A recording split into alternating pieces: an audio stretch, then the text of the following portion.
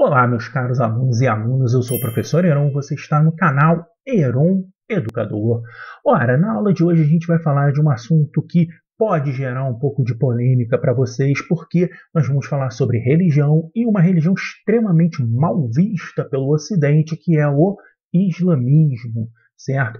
E eu gostaria que você quebrasse um pouco digamos assim, dessa visão inicial que o Ocidente tende a colocar sobre o islamismo, associando aí a fé islâmica ao terrorismo, por exemplo, que é um grande absurdo, mas eu gostaria de chamar a atenção de que essa é uma religião extremamente importante, a segunda maior religião do planeta em número de adeptos. Está interessado em perceber como se constrói a fé islâmica, como ela se expandiu pelo mundo? Então faz o seguinte, dá uma pausa agora no vídeo, dá um like aí para me ajudar, se inscreva aqui no meu canal e vamos entender como é que se desenrola tudo isso. Então, vamos à aula?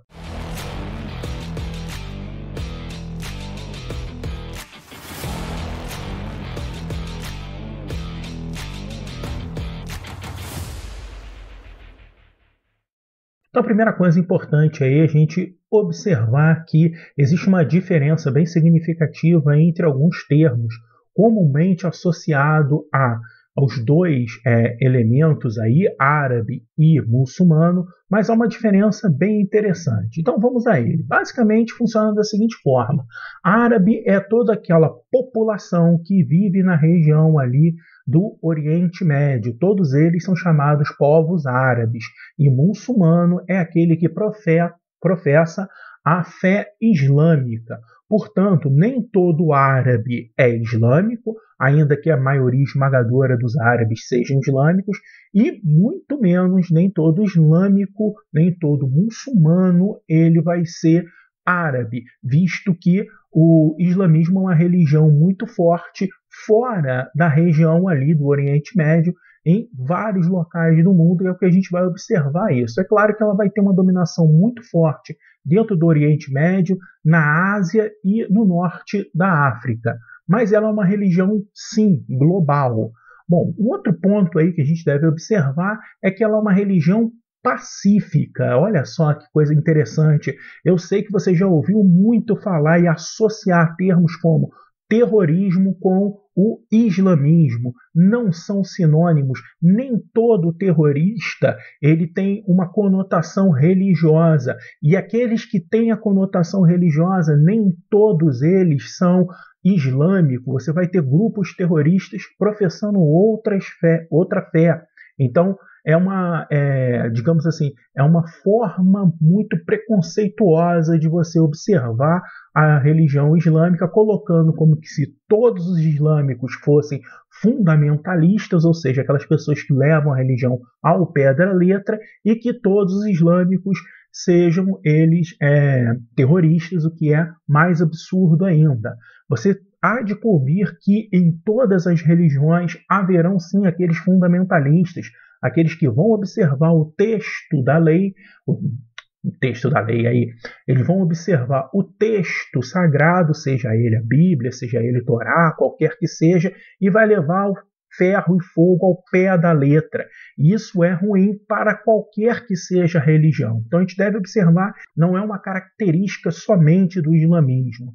E aí eu chamo a atenção para você para uma coisa bem bacana. Olha só, o islamismo vai ter Jesus Cristo como um dos maiores profetas.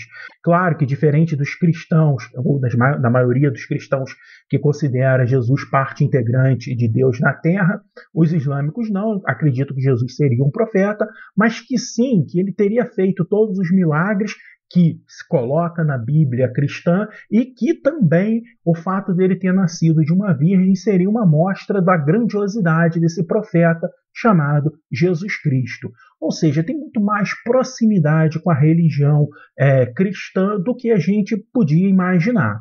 Mas falando basicamente aí como é que funciona a religião islâmica, como é que, digamos assim, pensam os muçulmanos. E a gente vai trazer alguns paralelos. Essa é uma religião basicamente monoteísta. Eles vão acreditar na existência de um Deus único chamado Alá. E eles vão ter a figura aí do profeta Maomé como o maior de todos os profetas, porque ele foi o último. O Islã acredita que Maomé foi o último mensageiro da palavra de Deus e é aquele que traz o que há de se mais novo dentro da palavra de Deus para acreditar.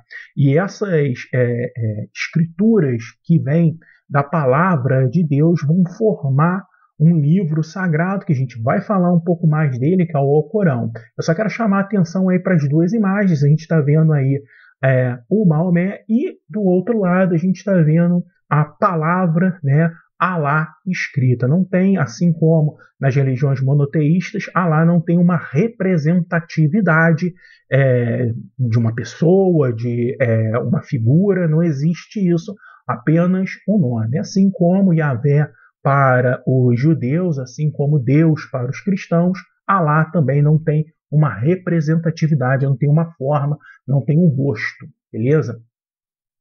E falar sobre Maomé é algo extremamente fundamental para o islamismo, porque Maomé ele vai receber, ele já uma pessoa já um pouco mais já tinha mais vivência, digamos assim, por volta aí dos seus 40 anos. Ele, Maomé, que era uma espécie aí de caixeiro viajante, um sujeito que fazia comércio nas caravanas que rodavam ali o deserto da Arábia.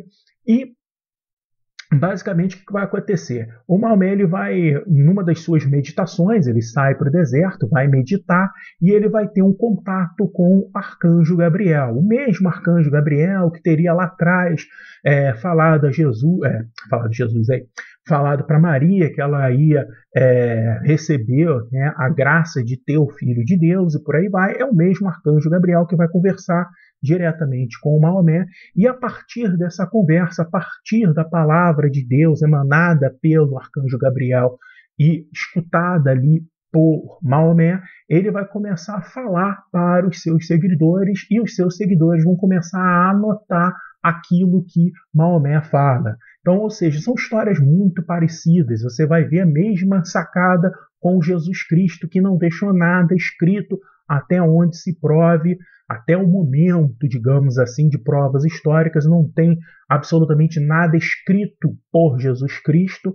Tudo é aquilo que Jesus falava e as pessoas escreviam. E a mesma coisa acontece com o Maomé. Ele começa a falar e um grupo de pessoas, né, os chamados 4 califas que andavam junto com o Maomé, muitos deles vão escrever e vão formar o Alcorão. O que acontece é que Maomé ele viveu esse tempo todo numa cidade chamada Meca, e essa é uma cidade muito importante para a região onde, né, a região, só para a gente ter uma noção geográfica, Meca fica na Arábia Saudita, hoje fica na Arábia Saudita.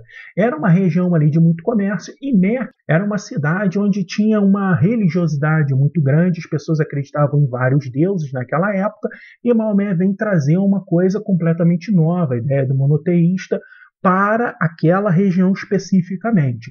E aí o que vai acontecer? Quando Maomé começa a colocar essas ideias, ele acaba sendo expulso de Meca, então ele precisa fugir, isso em 622 depois de Cristo, certo? E aí começa a chamada Hégera. Hégera é um ponto fundamental para o povo islâmico, porque o Maomé ele tem que fugir de Meca e vai para uma cidade chamada Medina. E é através da Hégera que começa o ano 1 do calendário islâmico, que obviamente é um calendário diferente do calendário ocidental, que tem o nascimento de Jesus Cristo como ponto de partida, como o ano 1. E a gente vai observar o seguinte, mais ou menos aquilo que eu já coloquei. As pessoas vão começar a escrever, né, aqueles mais próximos ali a Maomé começam a escrever as coisas que Maomé falava, aquilo que Maomé teria ouvido do arcanjo Gabriel teria pronunciado para as pessoas que vão escrever, e eles vão, com isso, organizar todo um livro sagrado que é o Alcorão, ou também chamado de Corão, somente Corão, assim como a mesma ideia monoteísta, a mesma ideia importante, você tem um livro sagrado, tá, que mostra a palavra de Deus, tudo aquilo que Deus quer que as pessoas que sigam ele façam. Então tem uma série ali de situações que dizem como você deve agir em determinada situação e por aí vai. Então basicamente é isso, não muda muito da relação cristã que tem com a Bíblia Sagrada, é essa estrutura, digamos assim. O muçulmano, ele também precisa se empenhar, né, e promover uma guerra interna dele perante as coisas que levam ao pecado. Então a gente deve observar que durante a nossa vida várias coisas vão nos tentar a ir para o caminho da perdição, ao caminho que se distancia de Deus. E com o islâmico não é diferente, né? Então, basicamente, ele vai precisar lutar internamente, que é o que os muçulmanos chamam de jihad. A jihad é uma guerra interna que você luta contra tudo aquilo que pode te levar ao pecado. E isso vai ser muito mal traduzido, digamos assim, muito mal visto principalmente aí pelo Ocidente, que vai colocar que jihad seria a guerra dos islâmicos contra as pessoas de outras religiões.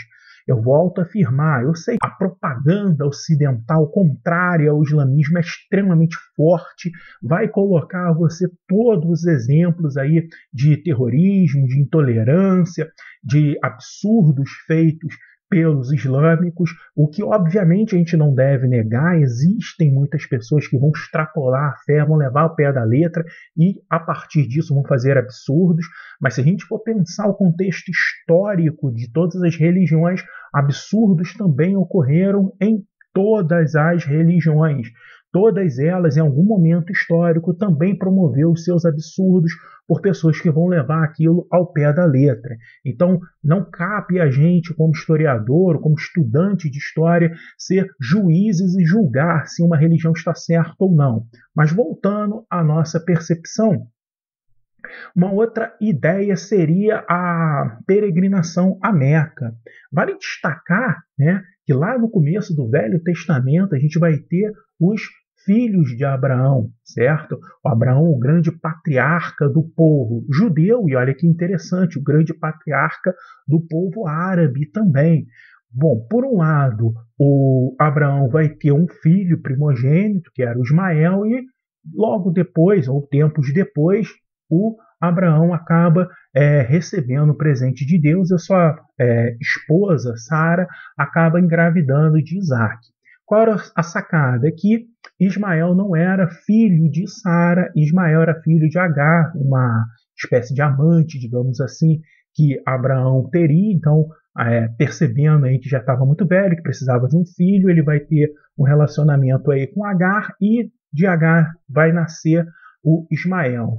O Abraão vai, digamos assim, se dividir entre duas narrativas históricas. A gente conhece muito bem a narrativa histórica do Velho Testamento, lá da Bíblia, que diz que houve uma preferência por Isaac e deixando aí Ismael meio de lado. E é claro que essa narrativa é completamente oposta quando se pensa nos livros sagrados aí dos islâmicos, e vai dizer que, na verdade, Abraão sim vai dar preferência a Ismael e que em Meca, quando Ismael acabou chegando à região ali onde vai ser fundado Meca, Deus vai dar a ele força para que ele erga ali uma mesquita, certo? Uma igreja, digamos assim, e que todas as pessoas que creem em Deus deveriam ir a essa mesquita.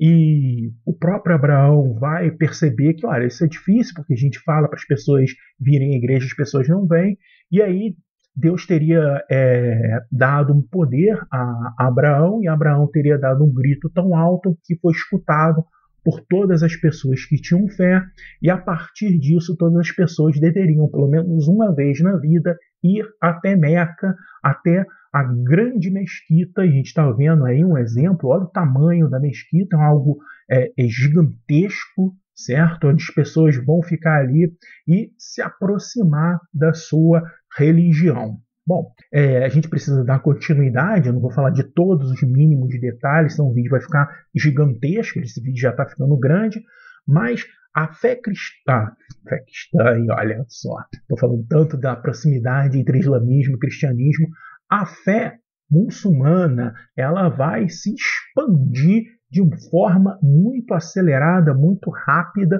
muito por conta do modelo estrutural apresentado pelo próprio Maomé. Se a gente for observar, logo assim que ele chegou lá em Medina, ele começa a unir forças com agrupamentos, faz alguns casamentos arranjados e tudo mais, de modo que os muçulmanos vão aumentar, ganhar força, né? E aí a força também é uma força militar, e a ponto deles chegarem a administrar Medina e, posteriormente, 2 anos depois, alguns anos depois, melhor dizendo, alguns anos depois, em 628, Maomé consegue liderar um grupo de soldados que retorna até Meca, e não houve, a princípio, uma guerra ali contra as pessoas que estavam em Meca, não vão aceitar a chegada dos muçulmanos, e eles vão dominar Meca e transformar Meca na grande cidade, no grande local de peregrinação de todos os muçulmanos. E a partir disso, né, o Maomé ele acaba morrendo pouco tempo depois, ele morre em 632, né, ele que tinha nascido lá em 570, morre em 632. Então o Maomé ele morre, ele vai dar meio que deixar em aberto ali quem que vai seguir os seus próprios passos. E isso vai fazer com que haja um racha dentro do islamismo, onde um grupo chamado de xiita, esse grupo vai colocar que o primo do Maomé, um sujeito chamado Taleb, deveria organizar e centralizar a fé islâmica, e por outro lado um grupo chamado sunita entenderia que os 4 califas que andavam junto com Maomé que deveriam seguir no comando da fé islâmica. Isso faz com que haja um racha. Mesmo com esse racha, o islamismo tende a se expandir enormemente pelo mundo. E a gente tem um mapa, você pode observar aí um mapa, basicamente você vai ter todo ali o norte da África, um grande pedaço da Europa foi dominada, né, pelos islâmicos, e na Europa os islâmicos eram chamados de mouros, certo? Ali no começo da Idade Moderna, no começo ali do século XVI, você tem os mouros ali ainda com certo poder, principalmente na região da Península Ibérica, Portugal e Espanha, e sem contar, obviamente, ali o Oriente Médio e a Ásia, certo? E agora acabou. Obrigado por você estar assistindo essa aula, espero que você tenha gostado. Eu vou ficando por aqui, até a próxima e valeu!